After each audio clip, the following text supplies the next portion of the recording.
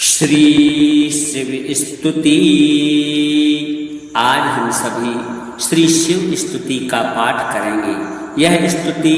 कार्तिकेय जी द्वारा श्री स्कंद महापुराण के कुमारिका खंड में कहा गया है। इस स्तुति में वे भगवान श्री शिव की स्तुति कर रहे हैं, जिससे प्रसन्न होकर के भगवान शिव कहते हैं कि जो भी लोग सायंकाल और प्रातःकाल पूर्ण भक्ति और श्रद्धा पूर्वक तुम्हारे द्वारा की गई इस स्तुति से मेरा स्तवन करेंगे, उनको जो फल प्राप्त होगा वर्णन करता हूँ, सो सुनो। उन्हें कोई रोग नहीं होगा, दरिद्रता भी नहीं होगी तथा प्रियजनों से कभी भी वियोग नहीं होगा। वे इस समस्त संसार के दुर्लभ भोगों को उपभोग करके मेरे परम धाम को प्राप्त करेंगे। तो आइए हम सभी कार्तिकेय जी द्वारा कहे गए इस श्री शिव स्तुति का पाठ प्रारंभ करते हैं। श्री शिव स्तुति। नमः शिवायास्तु निरामयाय, नमः शिवायास्तु मनोमयाय, नमः शिवायास्तु सुरार्चिताय, तुभ्यं सदा भक्त कृपापराय, नमो भवायास्तु भवोद्भवाय, नमोस्तु ते ध्वस्त मनोभवाय, नमोस्तु ते गूढ़ महावृताय, नमोस्तु माया गहनाश्रयाय, नमोस्तु सर्वाय नमः शिवाय, नमोस्तु सिद्धाय पुरातनाय, नमोस्तु कालाय नमः कलाय, नमोस्तु ते काल कलातिगाय, नमो निसर्गात्मक भूतिकाय, नमोस्तु मे मोक्ष महार्धिकाय, नमः शरण्याय नमो गुणाय, नमोस्तु ते भीम गुणानुगाय, नमोस्तु नाना भुवनादिकर्त्रे, नमोस्तु भक्ता विमत प्रदात्रे, नमोस्तु कर्म प्रसवाय धात्रे, नमः सदा ते भगवन् सुकर्त्रे, अनंत रूपाय सदैव तुभ्यं, सह्यकोपाय सदैव तुभ्यं, अमेयमानाय नमोस्तु तुभ्यं, वृषेन्द्रयानाय नमोस्तु तुभ्यं, नमः प्रसिद्धाय महौषधाय, नमोस्तु ते व्याधिगणपहाय, चराचरायाथ विचारदाय, कुमारनाथाय नमः शिवाय, ममेश भूतेश महेश्वरोऽसि, कामेश वागीश बलेश धीश, क्रोधेश मोहेश परापरेश, नमोस्तु मोक्षेश गुहाशयेश, ये च सायं तथा प्रातस्त्वत्कृतेनस्त्वेन मां स्तोष्यन्ति परया भक्त्या, शृणु तेषां च यत्फलं, न व्याधिर्न च दारिद्र्यं, न चैवेष्टवियोजनं, भुक्त्वा भोगान् दुर्लभांश्च मम यास्यन्ति सद्मते। नमः शिवायास्तु निरामयाय, नमः शिवायास्तु मनोमयाय, नमः शिवायास्तु सुरार्चिताय, तुभ्यं सदा भक्त कृपापराय नमो भवायास्तु भवोद्भवाय नमोस्तु ते ध्वस्तमनोभवाय नमोस्तु ते गूढमहावृताय नमोस्तु माया गहनाश्रयाय नमोस्तु सर्वाय नमः शिवाय नमोस्तु सिद्धाय पुरातनाय नमोस्तु कालाय नमः कलाय नमोस्तु ते कालकलातिगाय नमो निसर्गात्मक भूतिकाय नमोस्तु मे मोक्षमहार्धिकाय नमः शरण्याय नमो गुणाय नमोस्तु ते भीमगुणानुगाय नमोस्तु नानाभुवनादिकर्त्रे नमोस्तु भक्ताविमतप्रदात्रे नमोस्तु कर्म प्रसवाय धात्रे नमः सदा ते भगवन् सुकर्त्रे अनन्तरूपाय सदैव तुभ्यं सहयकोपाय सदैव तुभ्यम् अमेयमानाय नमोस्तु तुभ्यं वृषेन्द्रयानाय नमोस्तु तुभ्यं नमः प्रसिद्धाय महौषधाय नमोस्तु ते व्याधिगणपहाय चराचरायाथ विचारदाय कुमारनाथाय नमः शिवाय ममेश भूतेश महेश्वरोऽसि कामेश वागीश बलेश धीश क्रोधेश मोहेश परापरेश नमोस्तु मोक्षेश गुहाशयेश ये च सायं तथा प्रातस्त्वत्कृतेन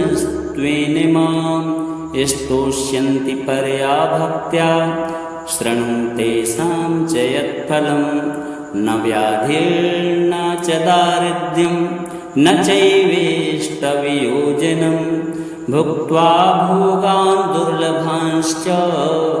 मम यास्यन्ति सद्मते नमः शिवायास्तु निरामयाय नमः शिवायास्तु मनोमयाय नमः शिवायास्तु सुरार्चिताय तुभ्यं सदा भक्तकृपापराय नमो भवायास्तु भवोद्भवाय नमोस्तु ते ध्वस्तमनोभवाय नमोस्तु ते गूढमहावृताय नमोस्तु माया गहनाश्रयाय नमोस्तु सर्वाय नमः शिवाय नमोस्तु सिद्धाय पुरातनाय नमोस्तु कालाय नमः कलाय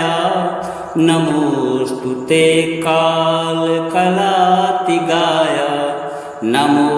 निसर्गात्मक भूतिकाय नमोस्तु मे मोक्षमहार्धिकाय नमः शरण्याय नमो गुणाय नमोस्तु ते भीमगुणानुगाय नमोस्तु नानाभुवनादिकर्त्रे नमोस्तु भक्ताविमतप्रदात्रे नमोस्तु कर्म प्रसवाय धात्रे नमः सदा ते भगवन् सुकर्त्रे अनन्तरूपाय सदैव तुभ्यं सहयकोपाय सदैव तुभ्यम् अमेयमानाय नमोऽस्तु तुभ्यम् वृषेन्द्रयानाय नमोऽस्तु तुभ्यम् नमः प्रसिद्धाय महौषधाय नमोऽस्तु ते व्याधिगणपहाय चराचरायाथ विचारदाय कुमारनाथाय नमः शिवाय ममेश भूतेश महेश्वरोऽसि कामेश वागीश बलेश धीश क्रोधेश मोहेश परापरेश नमोऽस्तु मोक्षेश गुहाशयेश ये च सायं तथा प्रातस्त्वत्कृतेनस्त्वेन मां स्तोष्यन्ति परया भक्त्या शृणु तेषां च यत्फलं न व्याधिर्न च दारिद्र्यं न चैवेष्टवियोजनं भुक्त्वा भोगान् दुर्लभांश्च मम यास्यन्ति सद्मते नमः शिवायास्तु निरामयाय नमः शिवायास्तु मनोमयाय नमः शिवायास्तु सुरार्चिताय तुभ्यं सदा भक्तकृपापराय नमो भवायास्तु भवोद्भवाय नमोऽस्तु ते ध्वस्तमनोभवाय नमोऽस्तु ते गूढमहावृताय नमोऽस्तु मायागहनाश्रयाय नमोऽस्तु सर्वाय नमः शिवाय नमोऽस्तु सिद्धाय पुरातनाय नमोऽस्तु कालाय नमः कलाय नमोऽस्तु ते कालकलातिगाय नमो निसर्गात्मकभूतिकाय नमोऽस्तु मे मोक्षमहार्धिकाय नमः शरण्याय नमो गुणाय नमोऽस्तु ते भीमगुणानुगाय नमोऽस्तु नानाभुवनाधिकर्त्रे नमोऽस्तु भक्ताभिमतप्रदात्रे नमोऽस्तु कर्मप्रसवाय धात्रे नमः सदा ते भगवन् सुकर्त्रे अनन्तरूपाय सदैव तुभ्यं सहयकोपाय सदैव तुभ्यम् अमेयमानाय नमोऽस्तु तुभ्यं वृषेन्द्रयानाय नमोऽस्तु तुभ्यं नमः प्रसिद्धाय महौषधाय नमोऽस्तु ते व्याधिगणपहाय चराचरायाथ विचारदाय कुमारनाथाय नमः शिवाय ममेश भूतेश महेश्वरोऽसि कामेश वागीश बलेश धीश क्रोधेश मोहेश परापरेश नमोऽस्तु मोक्षेश गुहाशयेश ये च सायं तथा प्रातस्त्वत्कृतेनस्त्वेन मां स्तोष्यन्ति परया भक्त्या शृणु तेषां च यत्फलं न व्याधिर्न च दारिद्र्यं न चैवेष्टवियोजनं भुक्त्वा भोगान् दुर्लभांश्च मम यास्यन्ति सद्मते नमः शिवायास्तु निरामयाय नमः शिवायास्तु मनोमयाय नमः शिवायास्तु सुरार्चिताय तुभ्यं सदा भक्तकृपापराय नमो भवायास्तु भवोद्भवाय नमोऽस्तु ते ध्वस्तमनोभवाय नमोऽस्तु ते गूढमहावृताय नमोऽस्तु मायागहनाश्रयाय नमोऽस्तु सर्वाय नमः शिवाय नमोऽस्तु सिद्धाय पुरातनाय नमोऽस्तु कालाय नमः कलाय नमोऽस्तु ते कालकलातिगाय नमो निसर्गात्मकभूतिकाय नमोऽस्तु मे मोक्षमहार्धिकाय नमः शरण्याय नमो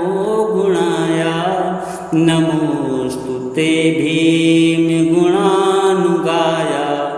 नमोऽस्तु नानाभुवनादिकर्त्रे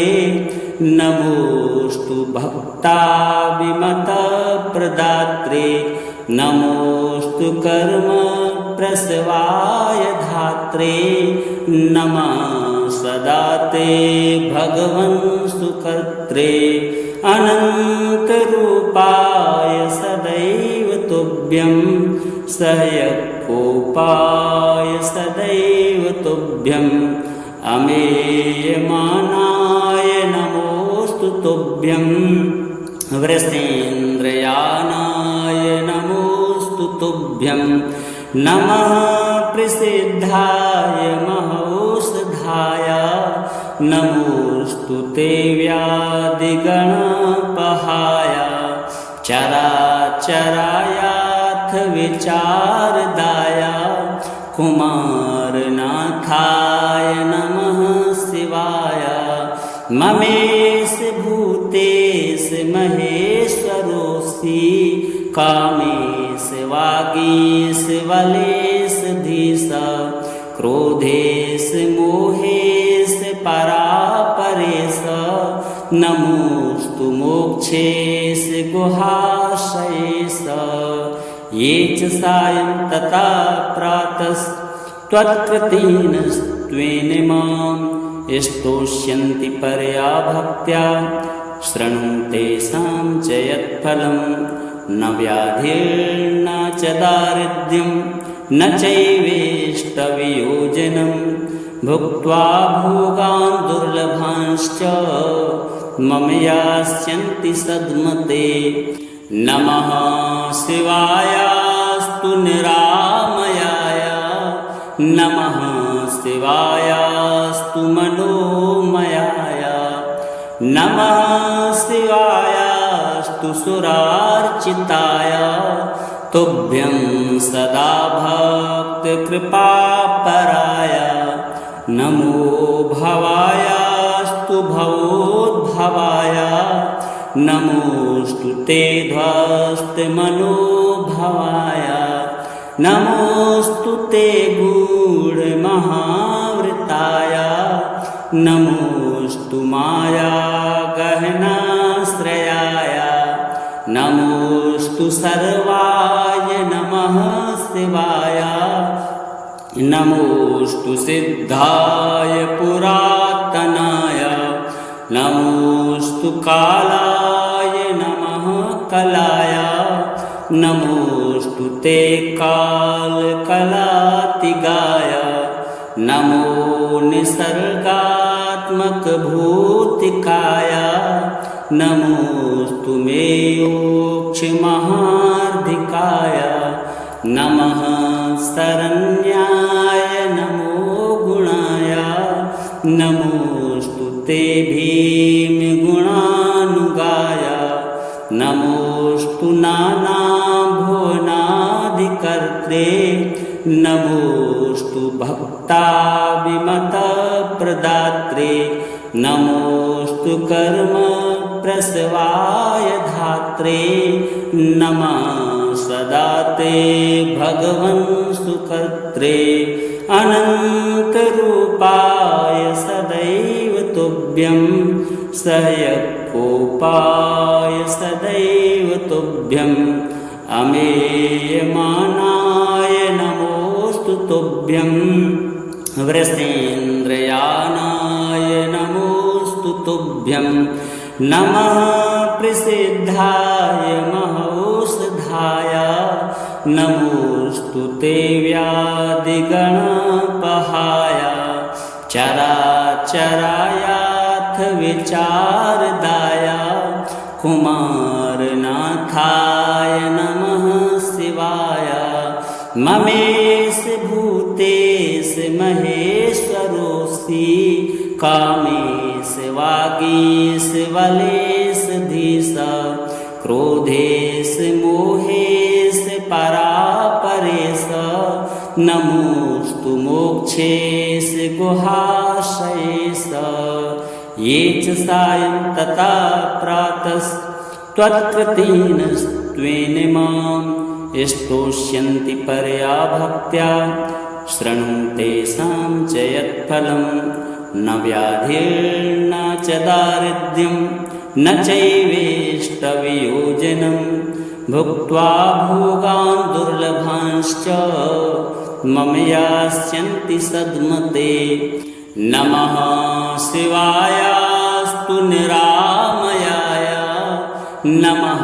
शिवायास्तु मनोमयाय नमः शिवायास्तु सुरार्चिताय तुभ्यं सदा भक्तकृपापराय नमो भवायास्तु भवोद्भवाय नमोऽस्तु ते ध्वस्तमनोभवाय नमोऽस्तु ते गूढमहावृताय नमोऽस्तु माया गहनाश्रयाय नमोऽस्तु सर्वाय नमः शिवाय नमोऽस्तु सिद्धाय पुरातनाय नमोऽस्तु कालाय नमः कलाय नमोऽस्तु ते कालकलातिगाय नमो निसर्गात्मकभूतिकाय नमोऽस्तु मे मोक्षमहार्धिकाय नमः शरण्याय नमो गुणाय नमोऽस्तु ते भीमगुणानुगाय नमोऽस्तु नानाभुवनाधिकर्त्रे नमोऽस्तु भक्ताभिमतप्रदात्रे नमोऽस्तु कर्मप्रसवाय धात्रे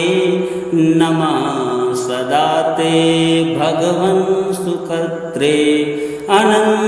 अनन्तरूपाय सदैव तुभ्यं सहयकोपाय सदैव तुभ्यम् अमेयमानाय नमोऽस्तु तुभ्यं वृषेन्द्रयानाय नमोऽस्तु तुभ्यं नमः प्रसिद्धाय महौषधाय नमोऽस्तु ते व्याधिगणपहाय चराचरायाथ विचारदाय कुमारनाथाय नमः शिवाय ममेश भूतेश महेश्वरोऽसि कामेश वागीश बलेश धीश क्रोधेश मोहेश परापरेश नमोऽस्तु मोक्षेश गुहाशयेश ये च सायं तथा प्रातस्त्वत्कृतेनस्त्वेन मां स्तोष्यन्ति परया भक्त्या शृणु तेषां च यत्फलं न व्याधिर्न च दारिद्र्यं न चैवेष्टवियोजनं भुक्त्वा भोगान् दुर्लभांश्च मम यास्यन्ति सद्मते नमः शिवायास्तु निरामयाय नमः शिवायास्तु मनोमयाय नमः शिवायास्तु सुरार्चिताय तुभ्यं सदा भक्तकृपापराय नमो भवायास्तु भवोद्भवाय नमोस्तु ते ध्वस्तमनोभवाय नमोस्तु ते गूढमहावृताय नमोस्तु माया गहनाश्रयाय नमोस्तु सर्वाय नमः शिवाय नमोस्तु सिद्धाय पुरातनाय नमोस्तु कालाय नमः कलाय नमोस्तु ते कालकलातिगाय नमो निसर्गात्मकभूतिकाय नमोस्तु मे मोक्षमहार्धिकाय नमः शरण्याय नमो गुणाय नमोस्तु ते भीमगुणानुगाय नमोस्तु नानाभुवनादिकर्त्रे नमोस्तु भक्ताभिमतप्रदात्रे नमोस्तु कर्मप्रसवाय धात्रे नमः सदा ते भगवन् सुकर्त्रे अनन्तरूपाय सदैव तुभ्यं सहयकोपाय सदैव तुभ्यम् अमेयमानाय नमोस्तु तुभ्यं वृषेन्द्रयानाय नमोस्तु तुभ्यं नमः प्रसिद्धाय महौषधाय नमोस्तु ते व्याधिगणपहाय चराचरायाथ विचारदाय कुमारनाथाय नमः शिवाय ममेश भूतेश महेश्वरोऽसि कामेश वागीश बलेश धीश क्रोधेश मोहेश परापरेश नमोस्तु मोक्षेश गुहाशयेश ये च सायं तथा प्रातस्त्वत्कृतेनस्त्वेन मां स्तोष्यन्ति परया भक्त्या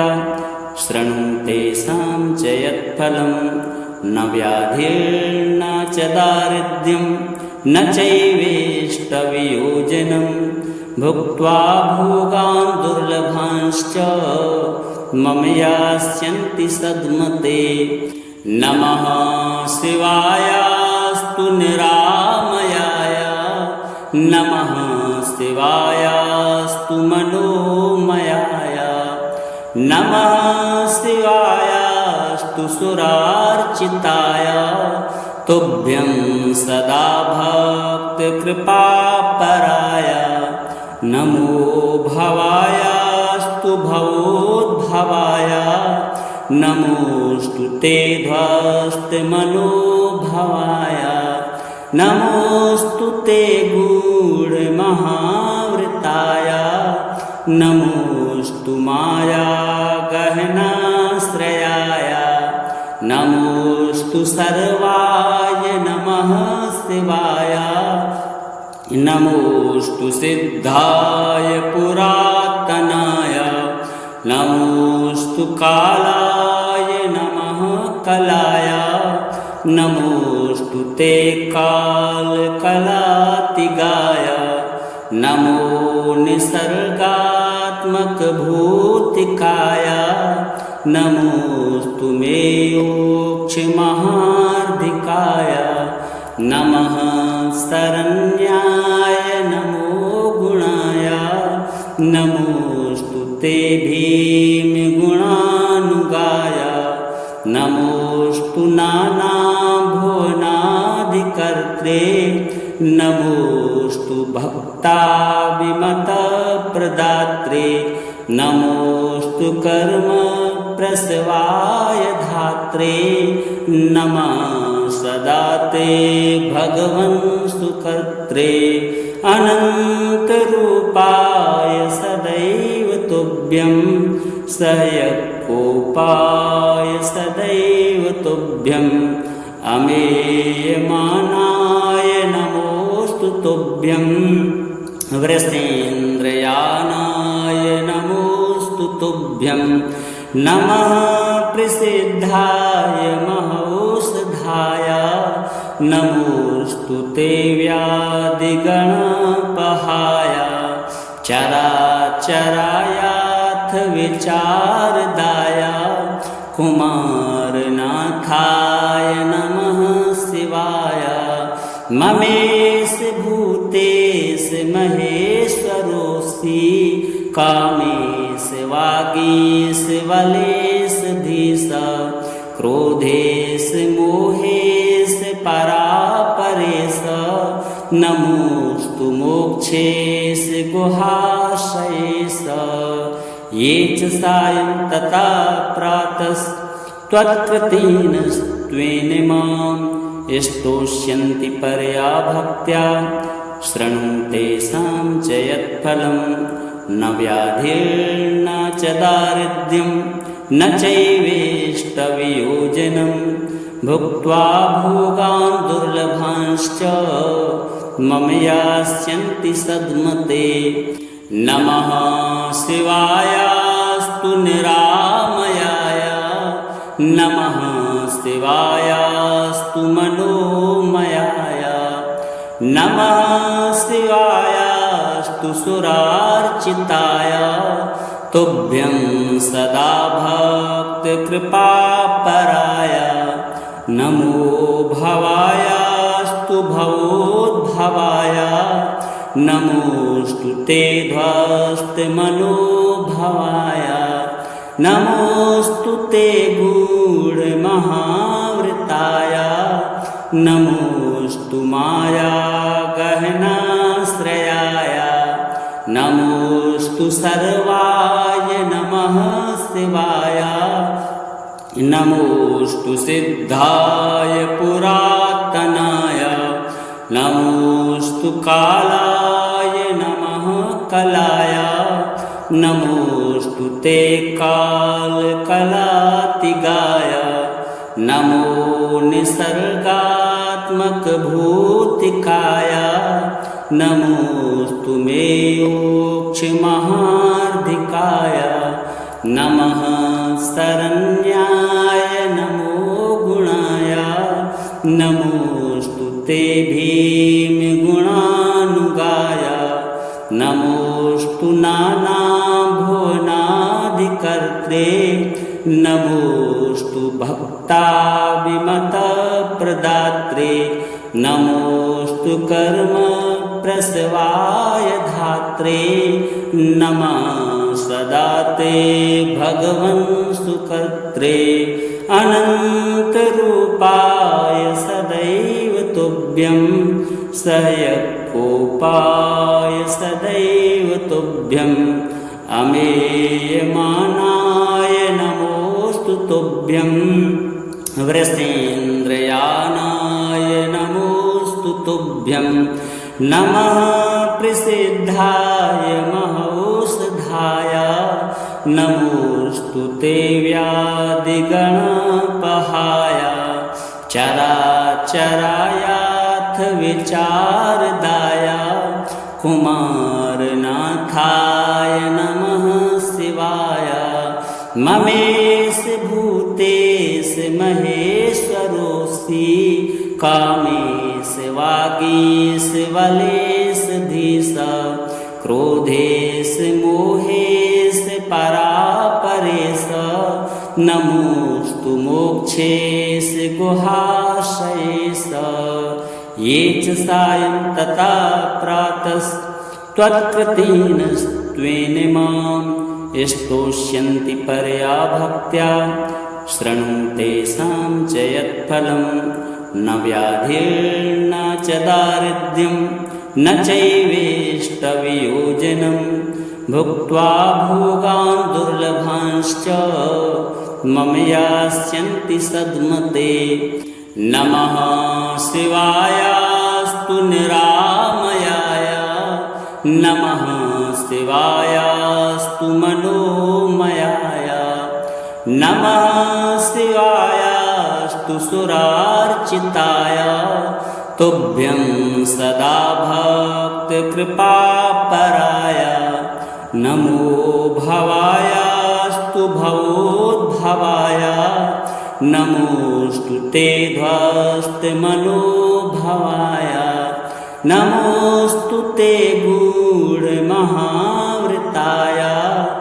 नमोस्तु माया गहनाश्रयाय नमोस्तु सर्वाय नमः शिवाय नमोस्तु सिद्धाय पुरातनाय नमोस्तु कालाय नमः कलाय नमोस्तु ते कालकलातिगाय नमो निसर्गात्मकभूतिकाय नमोस्तु मे योक्षमहार्धिकाय नमः शरण्याय नमो गुणाय नमोस्तु ते भीमगुणानुगाय नमोस्तु नानाभुवनादिकर्त्रे नमोस्तु भक्ताभिमतप्रदात्रे नमोस्तु कर्मप्रसवाय धात्रे नमः सदा ते भगवन् सुकर्त्रे अनन्तरूपाय सदैव तुभ्यं सहयकोपाय सदैव तुभ्यम् अमेयमानाय नमोस्तु तुभ्यं वृषेन्द्रयानाय नमोस्तु तुभ्यं नमः प्रसिद्धाय महौषधाय नमोस्तु ते व्याधिगणपहाय चराचरायाथ विचारदाय कुमारनाथाय नमः शिवाय ममेश भूतेश महेश्वरोऽसि कामेश वागीश बलेश धीश क्रोधेश मोहेश परापरेश नमोस्तु मोक्षेश गुहाशयेश ये च सायं तथा प्रातस्त्वत्कृतेनस्त्वेन मां स्तोष्यन्ति परया भक्त्या शृणु तेषां च यत्फलं न व्याधिर्न च दारिद्र्यं न चैवेष्टवियोजनं भुक्त्वा भोगान् दुर्लभांश्च मम यास्यन्ति सद्मते।